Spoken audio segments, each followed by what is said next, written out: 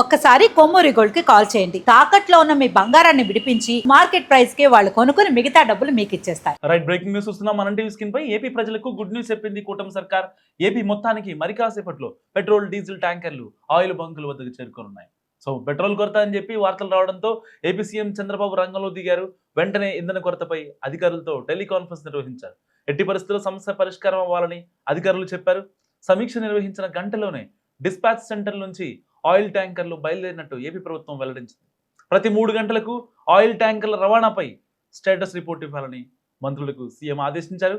Social మీడియాలో పిచ్చి పిచ్చి కథనాలకు ఎవరు రియాక్ట్ అవ్వద్దని సూచించారు సీఎం. ఇలాంటి టైంలో పబ్లిక్ ని పానిక్ చేసి అంటే భయపెట్టి బ్లాక్ మార్కెట్ క్రియేట్ చేస్తే కఠిన చర్యలు తీసుకుంటామని సీఎం వార్నింగ్ ఇచ్చారు. మనం టీవీ స్క్రీన్ పై చూస్తున్నాం. అయితే చాలా మంది పెట్రోల్ వినియోగదారులు ఇటు 2 వీలర్ 4 వీలర్స్ అన్ని అక్కడ ఏపీలోని చాలా పెట్రోల్ బంకుల్లో క్యూ కట్టాయి. సో ఇటు ఎమర్జెన్సీ సర్వీసెస్ అయిన అంబులెన్స్లకు కూడా విజయవాడ బందర్ రోడ్లోని ఒక పెట్రోల్ బంక్లో అక్కడ అంబులెన్స్కి కూడా పెట్రోల్ కొట్టకపోవడంతో సో ఆ సదరు డ్రైవర్ అంబులెన్స్ డ్రైవర్ అక్కడ యాజమాన్యాన్ని బంక్ మేనేజర్ని వాదించాడు. సో ఒక పేషెంట్ చావు బతుకుల్లో ఉన్నారు, తనను ఎక్కించుకొని రావాలి అని చెప్పి ఆ డ్రైవర్ చెప్పినప్పటికీ అక్కడ వాళ్ళు పెట్రోల్ పోర్ చేయకపోవడంతో వెంటనే ఎన్టీఆర్ జిల్లా సబ్ కలెక్టర్ రంగంలో దిగారు. ఎట్టి పరిస్థితుల్లో అయితే ఎమర్జెన్సీ సర్వీసెస్కి ఎట్టి పరిస్థితుల్లో పెట్రోల్ పోర్ చేయాలని కూడా ఆదేశించారు. సో ఈ ఘటన ఒక్క హనుమాన్ జంక్షన్కే పరిమితం కాలేదు. ఏపీలోని కొన్ని చోట్ల ఇలాంటి ఘటనలే పునరావృతమయ్యాయి. సో ఇటు హాస్పిటల్కి వెళ్ళాలన్నా, చిన్న చిన్న ఆటోలు లేకపోతే పేషెంట్లు ఇంటికి వెళ్ళాలన్నా అలాంటి వాటికి పెట్రోల్ కొట్టకపోవడంతో చాలా చోట్ల ఈ యొక్క పానిక్ సిచ్యువేషన్ ఏర్పడింది. ఎందుకంటే వాళ్ళు ఎండలో మగ్గుతూ ఉండిపోయారు చాలాసేపు. దాదాపుగా చాలామంది అంటే ఎవరైతే ఆల్రెడీ ఫుల్ ట్యాంక్ ఉండి మళ్ళీ రేపు పెట్రోల్ ఉంటుందో ఉండదో అనే భయంతో పానిక్ సిచ్యువేషన్ నెలకొంది ఏపీలో. సో ఇప్పటికే ఈ యొక్క బ్లాక్ మార్కెట్ దందాపై కూడా ఏపీ సర్కార్ ఫోకస్ పెట్టింది. ప్రతి 3 గంటలకు ఒక రిపోర్ట్, స్టాటస్ రిపోర్ట్ ఇవ్వాలని, అంటే డిస్పాచ్ సెంటర్ నుంచి బయలుదేరినటువంటి లారీలు కావచ్చు, ఆయిల్ ట్యాంకర్స్ కావచ్చు, ఏవైతే ఉన్నాయో అవి ఎంతవరకు వెళ్ళాయి. ఆల్మోస్ట్ ఈ వార్త చదివే టైంకి ఏపీలోని 270 పెట్రోల్ పంపులకు ఈ యొక్క ఆయిల్ ట్యాంకర్లని సేఫ్గా చేరాయి. సో ఇప్పటికే ప్రజలు అక్కడికి వచ్చి పెద్ద ఎత్తున వచ్చి వాళ్ళ యొక్క వరి కోత యంత్రాలకు కావచ్చు, లేకపోతే ట్రాక్టర్లకు, ఇటు వాళ్ళ యొక్క వెహికల్స్కి సో ఆ యొక్క డీజిల్ కానీ పెట్రోల్ కానీ తీసుకెళ్తున్న సిచ్యువేషన్. సో మరి కాసేపట్లో ఇంకొన్ని ట్యాంకర్లు డిస్పాచ్ సెంటర్ నుంచి ఈ యొక్క ఆయిల్ బంకుల వద్దకు చేరే అవకాశం ఉంది. ఇప్పటికే ఏపీ ప్రభుత్వం రంగంలో దిగింది, చాలా సీరియస్ అయ్యింది. సో ఎట్టి పరిస్థితుల్లో సోషల్ మీడియాలో అక్కడెక్కడ యుద్ధం జరుగుతుంది కాబట్టి ఏపీలో పెట్రోల్ కొరత అని చెప్పి ఇంతకుముందు మనం చూసాం.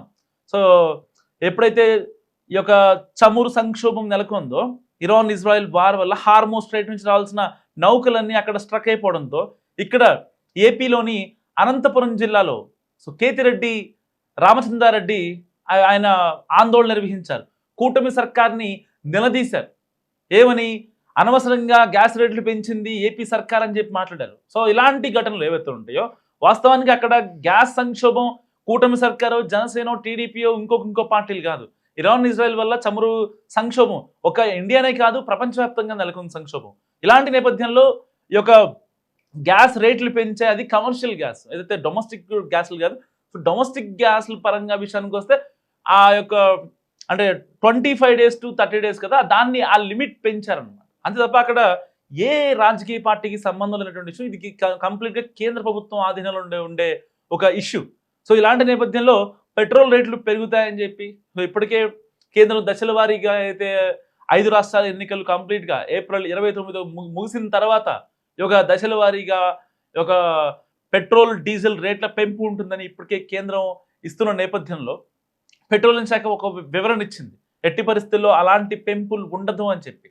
కానీ ఇప్పుడు ఏపీ, ఇటు తెలంగాణ, మధ్యప్రదేశ్లో ఒక ఆయిల్ కొరత ఏర్పడటంతో అలాంటి సిచ్యువేషన్ అంటే ముందే వచ్చే అవకాశం ఉందా అన్న నేపథ్యంలో ఇప్పుడు ప్రజలు ఉన్నటువంటి పరిస్థితి.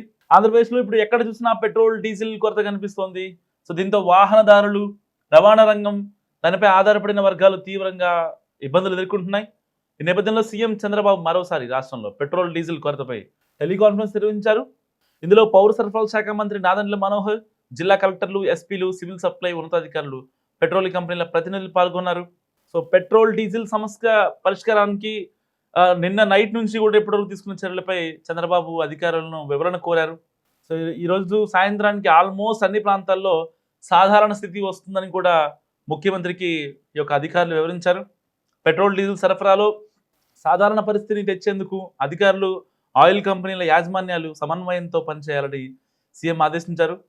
ఉదయం డిస్పాచ్ సెంటర్ నుంచి వెళ్లిపోయిన ఆయిల్ ట్యాంకర్లు ఈరోజు సాయంత్రం వరకు రీటైల్ బంకులకు చేరుకుంటాయని ఆయిల్ కంపెనీలు కూడా చెప్తున్న పరిస్థితి. సో ఇటు స్వయంగా కలెక్టర్లు, ఎస్పీల పర్యవేక్షణలో ప్రజలు ఇబ్బంది పడకుండా ఆయిల్ సరఫరా జరిగేలా చూడాలని సీఎం ఆదేశించారు. కలెక్టర్లు, ఉన్నతాధికారులు ఆయిల్ డిస్పాచ్ సెంటర్లకు వెళ్లి సరఫరాను పర్యవేక్షించాలని సూచించారు.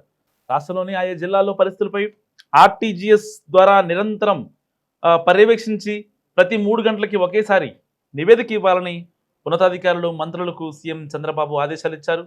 మీడియా, సోషల్ మీడియాలో వస్తున్న కథనాలు, క్షేత్రస్థాయి సమాచారం ఆధారంగా అధికారులు స్పందించాలని ముఖ్యమంత్రి సూచించారు.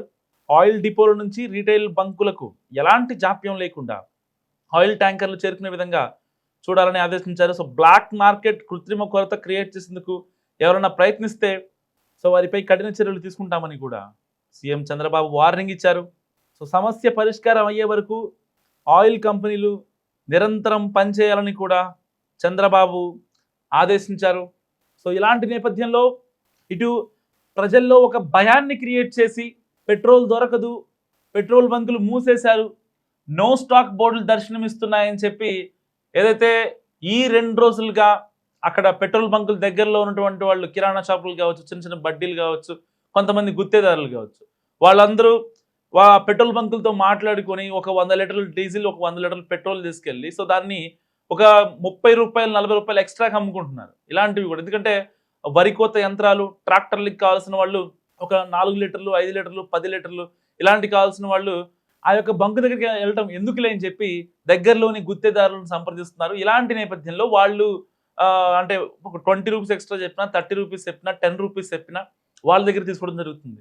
అంటే వాళ్ళకు వచ్చే లాభంలో ఇటు దాదాపు 10 లీటర్లు అంటే కనీసం 250 రూపాయలు, 300 రూపాయలు. సో వాళ్ళకి వచ్చే దాంట్లో ఇటే పోతుంది అనమాట. సో ఇలాంటి గుత్తేదారుల మాటలు ఎవరో సోషల్ మీడియాలో ఎవరో చెప్పారనో ఇంకోటి నమ్మాల్సిన అవసరం లేదు. సో ఏపీకి ఆయిల్ పుష్కలంగా వస్తుంది.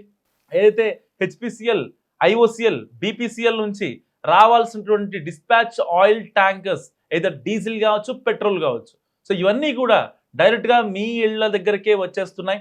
సో మరి కాసేపట్లో ఇప్పటికే ఆల్మోస్ట్ ఈ వార్త చదివే టైంకి ఏదైతే బ్రేకింగ్ న్యూస్ వస్తున్నా మన టీవీ స్క్రీన్ పై ఆల్మోస్ట్ 50% సాధారణ స్థితికి వచ్చేసింది. ఆల్మోస్ట్ 50%, ఐ రిపీట్, ఆల్మోస్ట్ 50% సాధారణ స్థితికి వచ్చేసింది.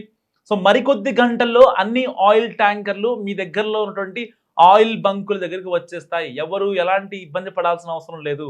అనవసరమైన ఏమన్నా మీ యొక్క ట్రిప్లు ఉంటే క్యాన్సిల్ చేసుకొని ఇంట్లోనే ఉండండి. ఎందుకంటే అనవసరంగా బయటికి వెళ్ళి పిల్లల్ని, ఫ్యామిలీని ఇబ్బంది పెట్టడం కన్నా ఒకరోజు మన యొక్క ప్రయాణాన్ని పోస్ట్పోన్ చేసుకోవడంలో తప్పేం లేదు. సో ఇప్పుడు ఎందుకంటే ఈ యొక్క ఆయిల్ డీలర్స్ ఎలా ఉన్నారంటే ఈ యొక్క బంకుల దగ్గర ఉన్నటువంటి డీలర్స్ ఈవెన్ ఎమర్జెన్సీ సర్వీస్ అన్నా కానీ కూడా ఆయిల్ కొట్టనటువంటి పరిస్థితి ఏర్పడింది అనమాట. సో వాళ్ళు అంటే వాళ్ళకున్న పై వాళ్ళ దగ్గర నుంచి నిబంధనల ప్రకారం అని చెప్పి మాట్లాడుతున్నారు. కానీ ఏ ఆయిల్ కంపెనీ కావచ్చు, ఏ గుత్తేదారి కావచ్చు, ఏ డీలర్ కావచ్చు, ఏ ప్రభుత్వ అధికారి కావచ్చు, లేకపోతే ఐఏఎస్, ఐపీఎస్ ఎవరైనా సరే ఎమర్జెన్సీ సర్వీసెస్కి ఆయిల్ కొట్టద్దు అని ఎక్కడా కూడా ఏ నిబంధనలను డూస్ అండ్ డోంట్స్లోనూ లేదు. కానీ ఇక్కడ గ్రౌండ్ లెవెల్లో అంటే అంబులెన్స్కి కూడా కొట్టట్లేదు అంటే మనకి అసలు కొట్టరు అనే భావన ప్రజల్లో పంపించడం కోసం ఈ యొక్క డీలర్స్ క్రియేట్ చేస్తున్నటువంటి ఒక ప్రత్యేక పరిస్థితి మాత్రమే. సో ఏపీలోని ప్రజలు ఎవరూ భయపడాల్సిన పని లేదు. ఏపీ ప్రభుత్వం రంగంలోకి దిగింది. సో ఆల్మోస్ట్ ట్యాంకర్లన్నీ టువర్డ్స్ ఆయిల్ బంక్ వైపు దిశగా కదులుతున్నాయి. ఈ వార్త చదివే టైంకి 50% ఏదైతే పెట్రోల్ బంకుల్లో సాధారణ స్థితికి వచ్చేసింది. ఎవరు భయపడి రోజు 100 రూపాయలు, 200 కొట్టించుకోవాల్సిన వాళ్ళు ట్యాంక్ ఫుల్ చేయించుకోవాల్సిన అవసరం లేదు. రోజు 1 లీటర్ కొట్టించుకునే వాళ్ళు 2-3 లీటర్లు కొట్టించుకోవాల్సిన అవసరం లేదు. ఒక బాటిల్లో ఇంటికి తీసుకెళ్లాల్సిన అవసరం లేదు. సో హ్యాపీగా వెళ్ళండి. మీరు ఎంత కొట్టించుకుంటారో అంతే కొట్టించుకోండి. దాని తర్వాత మిగతా వాళ్ళకు ఉంటుంది. అప్పుడు ఈ యొక్క పానిక్ సిచ్యువేషన్ అనేది ఉండదు. సో మీరు మీ ట్యాంక్ మొత్తం ఫుల్ చేయించుకొని వెనకాల వచ్చే ఎమర్జెన్సీ సర్వీసెస్ అయినా లేకపోతే ఇంకొకళ్ళైనా వాళ్ళకి లేకపోవడం వల్ల సో ఇబ్బంది పడాల్సిన సిచ్యువేషన్